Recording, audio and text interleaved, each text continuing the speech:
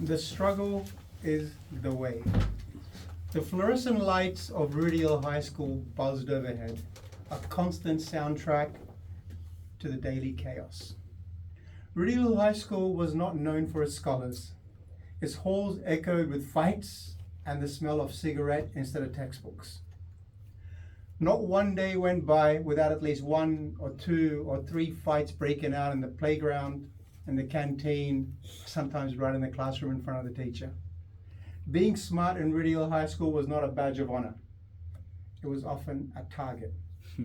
If you got good grades, you were going to have a very tough recess and a very tough lunch. So I took the easy way.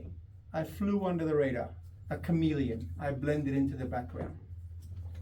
Good afternoon, Toastmasters and guests. Today I tell you a story about me.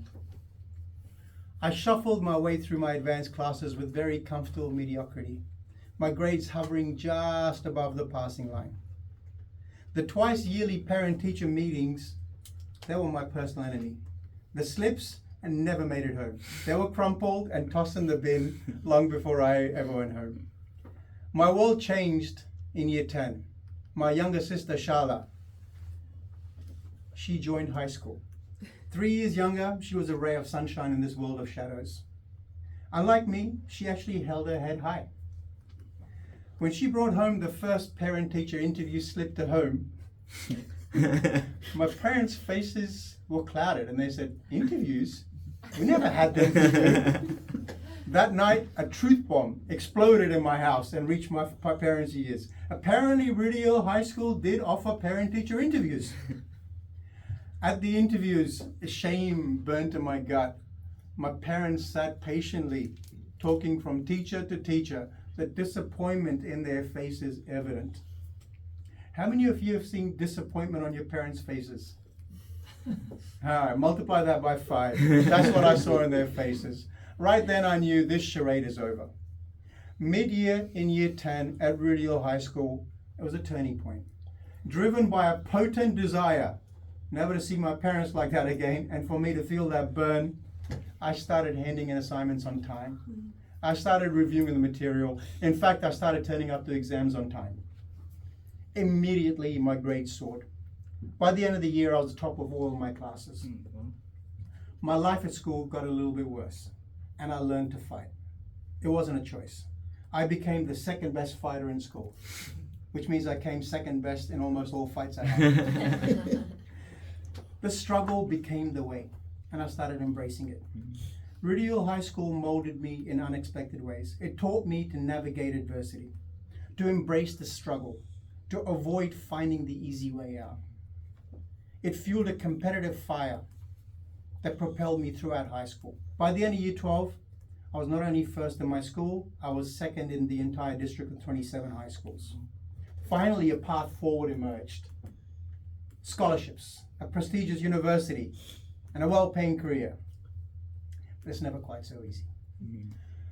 I had started working part-time at the age of 16 to start paying my own way quite early. By the time university started, I was working almost full-time at a local restaurant.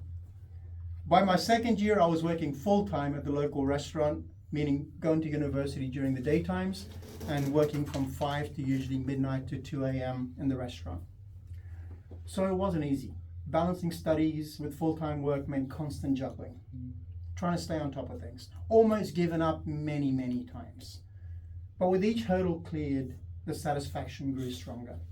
Graduation in the end wasn't about a piece of paper.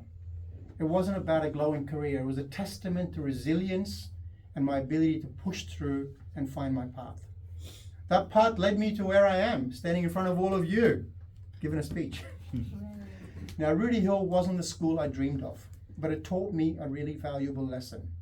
The struggle is the way. Now, I'll tell you this story today because this isn't just about me.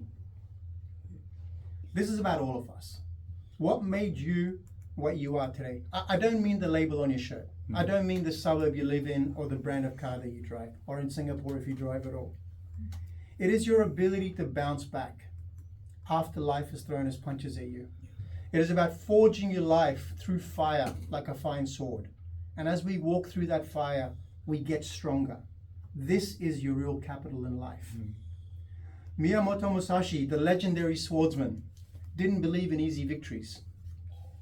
He embraced his challenges as opportunities. Struggle for him was not an enemy. It was a teacher. It was a harsh teacher, but it was a necessary teacher. Among many, one of his most famous sayings was, "The struggle is the way." What did it mean? It meant obstacles are opportunities. It meant growth only comes through adversity. It meant focus on your response, because you cannot control the events outside of you. You have ultimate control over your response and how you choose to deal with it. Your ability to see it as a challenge is what makes you great, what makes you the greatest self. What did I learn from Rudy High School? I learned resilience. I learned to fight, both physically and mentally. I learned that while an easy life feels the right way to go, it doesn't help you achieve glory. It doesn't help you be the absolute best version of yourself. True growth and achievement comes from facing challenges, tending to your scars, and learning from them.